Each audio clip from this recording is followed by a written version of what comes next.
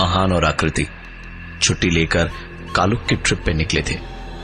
बढ़िया रास्ते, अच्छा मौसम, हल्की हल्की बारिश की बूंदें और कोहरे की तरह रह रह कर गुजरते हुए बादल। दोनों बस सोच ही रहे थे कि छुट्टी एकदम सही वक्त पे ली है कि बारिश धीरे धीरे तेज होने लगी और एक जगह गड्ढे में टायर फंस गया। रात का अंधेरा धीरे धीरे गिरने लगा था। लाख कोशिशों के बावजूद गाड़ी निकल नहीं पाई और आखिरकार इंजन गर्म होकर बंद हो गया। सामने बोनट से धुआं निकल रहा था, जली जली सी महक आ रही थी और किस्मत की बात यह कि थोड़ी ही दूरी पर एक भूसे की छत लगाए कुछ टायर रखे थे। जरूर कोई कराची होगा। आहान उतर के भीगता हुआ वहां तक गया तो देखा एक आदमी बैठा है। उसको अपनी परेशानी बताई तो उसने कहा, गाड़ी खराब हो गई है तो परेशान ना होइए साहब, राजेंद्र नाम है मेरा, गाड़ियां यूं ठीक कर देता हूं। काफी देर कोशिश करने पर भी जब कोई फायदा नहीं हुआ तो राजेंद्र ने कहा, रात पास उस कॉटेज में बिता लीजिए आप, सुबह गाड़ी ठीक होते ही आपको बुला लूंगा। राजेंद्र नाम का वो मैकेनिक आहान और आकृति को पास ही उस बरसात में एक कॉटेज में ले गया और वहीं रात भर इंतजार करने को कहा। ये छोटा सा एक कच्चा कमरा था जिसमें एक आवाज करती हुई ट्यूबलाइट जल रही थी। फूस की बनी बहुत मोटी छत थी और 2 खिड़कियां थी। छत फूस की होने की वजह से छत पे बरसात की कोई आवाज नहीं हो रही थी, सिर्फ बहुत हल्की हल्की बाहर पड़ रही बूंदों की आवाज आ रही थी। काफी देर तक वहां बैठे बैठे कब थके हुए आहान और आकृति की आंख लग गई पता ही नहीं चला।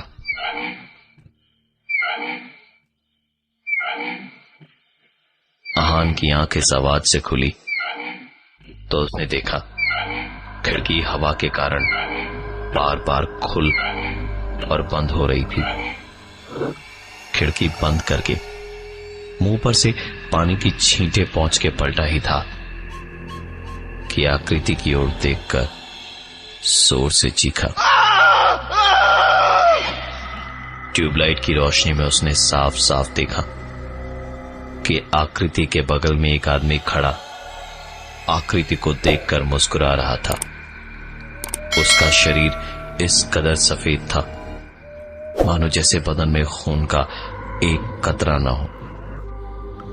आहान की चीख सुनकर आकृति की आंख खुली और आंख खोलते ही इस बार आकृति चीख पड़ी क्योंकि आकृति ने साफ साफ एक औरत को देखा जो आहान के पीछे खड़े आकृति की तरफ देखकर मुस्कुरा रही थी।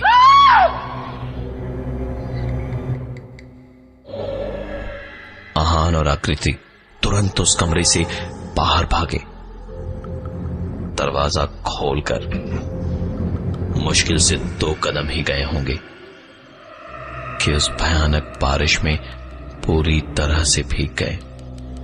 अंधेरा बहुत ज्यादा था, आगे लैंडस्लाइड का खतरा भी था। इतनी तेज बारिश और बादलों का गरजना कि जिसमें कुछ और सुनाई ही नहीं दे रहा था। दोनों वापस उसी कमरे के अंदर गए और बिस्तर पर चढ़कर एक दूसरे का हाथ पकड़कर बैठे रहे। पूरे कमरे में सिर्फ बाहर होती बारिश और तूफान की आवाज आ रही थी। आकृति सांस भी इतनी धीमे धीमे ले रही थी कि कहीं कोई सुन न ले।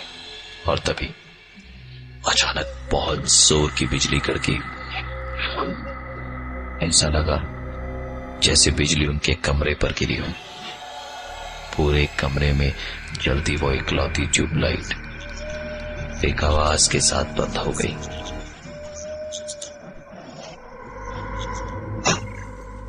अब कमरे में सिर्फ हल्की बरसात और आहान और आकृति की सांसों की आवाज थी।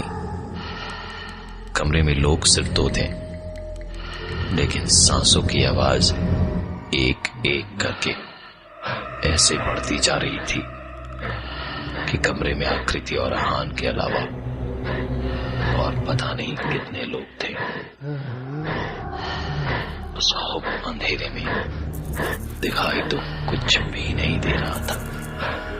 ऐसी भीड़ भरी सांसों की आवाज के साथ ही शायद छत पर से पानी चूने लगा था।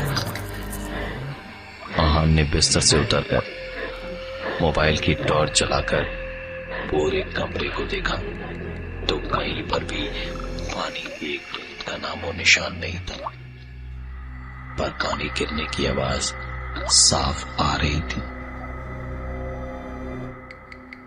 मोबाइल की टॉर्च ऊपर की ओर करके देखा तो छत लटक रही थी, मानो जैसे गिरने ही वाली थी। बिजली कड़कने की आवाज के साथ ही आहान उछलकर बिस्तर पर गया और आकृति का हाथ पकड़ के उसके साथ बिस्तर से नीचे कूदना चाह रहा था, लेकिन हाथ पकड़ते ही उसे छोड़ना पड़ा, क्योंकि आकृति का हाथ बर्फ से भी ज्यादा ठंडा था। पलट कर देखा तो बिस्तर पर आकृति तो नहीं दिखी, लेकिन आकृति की जगह उस इंसान का चेहरा दिखा जिसे उसने अंधेरे में देखा था थोड़ी देर पहले।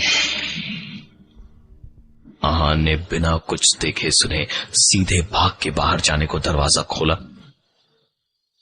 तो बरसात में भीगी हुई आकृति उससे लिपट कर रोती हुई बोली, आप दरवाजा क्यों नहीं खोल रहे थे? मैं कब से खटखटा रही थी।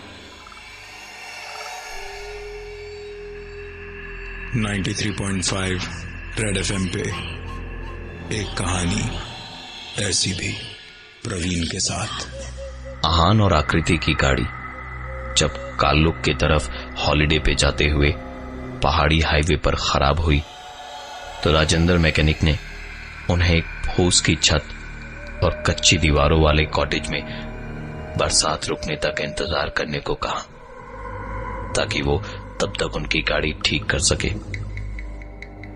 उस कॉटेज में पहले एक आदमी और औरत उन्हें दिखे, उसके बाद कमरे की बत्ती बुझ गई और आहान कमरे से बाहर की ओर भागने लगा तो कमरे के बाहर उसे आकृति मिली, जो कुछ देर पहले तक उसके साथ कमरे के अंदर थी। आहान वहीं उस कमरे के बाहर आकृति को लेकर बैठा रहा और उस आंधी बारिश में रह रहकर मदद को पुकारते रहे।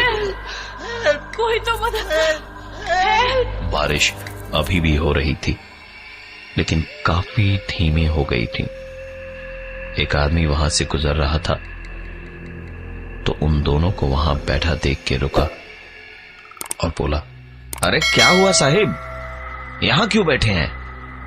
उसे देखते ही जैसे आहान और आकृति की जान में जान आ गई, लेकिन डर तो दोनों के अंदर बैठ गया था। आहान ने कहा, वो दरअसल हमारी गाड़ी खराब हो गई थी, यहां इस कमरे में हम बैठे थे, पता नहीं किसका है। उस आदमी ने मुस्कुरा के कहा, अरे साहेब, ये तो खाली पड़ा है सालों से, किसी गराज वाले का था, उसकी बीवी का उसके मैकेनिक राजेंद्र से चक्कर हो गया था। जैसे ही आहान ने राजेंद्र का नाम सुना, उसे कुछ याद आया। गाड़ी खराब हो गई है तो परेशान ना होइए साहब, राजेंद्र नाम है मेरा, गाड़ियां यूं ठीक कर देता हूं। उस आदमी ने आगे बताया, देखिए, मालिक को जब पता चला दोनों के बारे में तो उसने उन दोनों को मार के उनकी लाशें यहीं कहीं दफना दी थी, लेकिन कुछ दिन बाद वो भी अचानक मरे हुए ही मिले। आहान और आकृति ने पूरी बात सुनी और उसके बाद कहा, हमारी गाड़ी थोड़ी दूर पे ही एक छोटे से गराज में है, आप हमें आसपास किसी अच्छे गराज के बारे में बता दीजिए तो हम वहीं चले जाएंगे। ये सुनकर उस आदमी ने हंसते हुए कहा, साहब यहां 12 किलोमीटर तक कुछ नहीं है, हाँ और ऊपर जाएंगे ना तो एक गराज है। आकृति ये सुनकर और ज्यादा रोने लगी। आहान ने उसे चुप कराया और कहा, अरे नहीं भाई साहब, यहीं पास में ही एक गराज है, हमारी गाड़ी वहीं है। यह सुनकर उस आदमी ने कहा, अच्छा चलिए मैं भी देखूं कौन से गराज में है आपकी गाड़ी, आइए। आहान और आकृति जैसे जैसे आगे बढ़ रहे थे वैसे वैसे बरसात भी पड़ती जा रही थी। दोनों उस आदमी को वहां लेकर पहुंचे तो देखा उनकी गाड़ी बरसात में कोने में खड़ी थी। गाड़ी के वाइपर चल रहे थे, पार्किंग लाइट्स ऑन थी, पर आस पास दूर दूर तक कोई गराज नहीं था। सुबह 1 घंटे में हो जानी थी, लेकिन ऐसे वक्त और इतनी परेशानियों के बाद वो दोनों रुकते भी तो कैसे। बारिश अचानक से बहुत कम लग रही थी। आहान और आकृति ने पीछे पलट के देखा तो वो आदमी जो अभी तक उनके साथ था, वो आदमी पीछे नहीं था। दोनों तुरंत गाड़ी में बैठे और गाड़ी स्टार्ट करने की तीसरी ही कोशिश में गाड़ी स्टार्ट भी हो गई। जैसे ही गाड़ी स्टार्ट हुई, आहान ने बहुत स्पीड में अपनी कार चलाई और उस जगह से बहुत दूर आकर जब थोड़ी राहत की सांस ली तो गाड़ी के पीछे से एक आवाज आई, अरे सर, आपकी गाड़ी ठीक करी हमने, मजूरी नहीं देंगे? नहीं दी तो गाड़ी फिर खराब हो जाएगी। पलट के देखा तो मैकेनिक राजेंद्र पीछे बैठा मुस्कुरा रहा था। गाड़ी रोककर दोनों उतर के भागना चाहते तो थे, लेकिन निकलकर जो देखा उसने उनके पांव वहीं के वहीं जमा दिए। उनकी गाड़ी वहीं खड़ी थी जहां पहले खराब हुई थी। 1 इंच भी आगे नहीं बढ़ी थी गाड़ी। पलट के देखा तो जो आदमी उनको लेकर आया था वो वहीं मुस्कुराते हुए खड़ा था। आहान डरा हुआ तो था, लेकिन फिर भी गुस्सा दिखाते हुए बोला, ये कहां फंस गए हम, घर कैसे जाएंगे यहां से, पागल हो जाऊंगा मैं। उसकी बात सुनकर वो आदमी जो उनके पास में खड़ा था उसने मुस्कुराते हुए कहा, मालिक परेशान न होइए आप लोग, बस कुछ 15 या 20 मिनट में सुबह हो जाएगी, अंधेरा छटते ही कोई दिक्कत नहीं होगी। इतना कहते कहते वो जैसे उन दोनों को ना बोल के किसी और को कहने लगा, नहीं नहीं इन्हें जाने दो, इन्हें कुछ नहीं होना चाहिए। आहान और आकृति इधर उधर देखने लगे, लेकिन आसपास कोई नहीं दिख रहा था। तो आहान ने कहा, ये किससे बात कर रहे हो तुम? उस आदमी ने बिना मुस्कुराते हुए ही कहा, आप इधर उधर की बातों पर ध्यान ना दे, सुबह होते ही निकल लें, और 12 किलोमीटर से पहले कुछ भी हो जाए गाड़ी मत रोकिएगा। इतना कह के उसने एक बार फिर किसी से कहा, नहीं मैंने कहा ना, एक खरोच भी नहीं आनी चाहिए इन्हें, इनका कोई लेना देना नहीं है, जाने दो इन्हें। आहान इस बार छल्ला के बोला, अरे आप आखिर बात किससे कर रहे हैं? तभी पीछे से एक जानी पहचानी सी आवाज आई, हमसे। पलट कर देखा तो राजेंद्र खड़ा मुस्कुरा रहा था। आहान की आंख खुली तो आकृति उसके बगल वाले बिस्तर पर बेहोश पड़ी थी। वो हॉस्पिटल में थे। पूछने पर डॉक्टर ने बताया कि उनकी गाड़ी का एक्सीडेंट हो गया था और उनकी गाड़ी खाई में मिली। कभी कभी कुछ सबसे अनजान चेहरे हजारों जाने पहचाने चेहरों की भीड़ में भी अकेले याद रह जाते हैं। कालुक जाने के रास्ते पर बहुत सारे टूरिस्ट्स ने एक मैकेनिक के साथ एक आदमी और औरत को देखा है, इसलिए रात के वक्त कालुक जाने के रास्ते में रुकना मना है।